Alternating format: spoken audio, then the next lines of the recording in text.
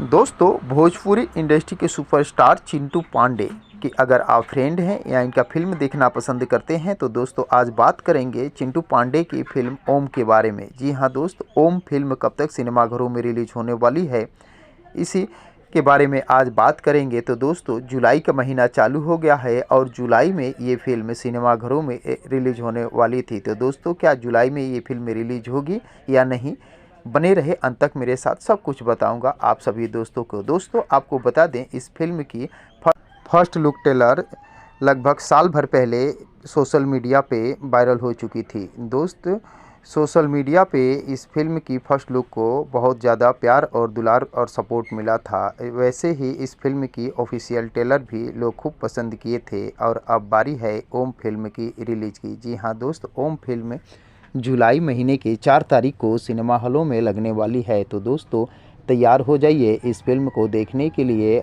UP, Bihar सहित हिंदी भाषी कई राज्यों में इस फिल्म को रिलीज किया जाएगा। तो दोस्तों, कौन कौन से सिनेमा हॉल में ये फिल्म रिलीज हो रही है, गूगल पे सर्च करके आप पता कर सकते हैं। तो दोस्तों, आपको बता दें ओम फिल्म की लीड रोल में चिंटू पांडे के साथ खूबसूरत अभिनेत्री संयोगिता भी दिखाई देने वाली है। दोस्तों, संयोगिता के साथ चिंटू पांडे यानी प्रदीप पांडे रोमांस करते हुए नजर आने वाले हैं, वहीं दूसरी ओर ज़बरदस्त एक्शन करते हुए भी दिखाई देने वाले हैं।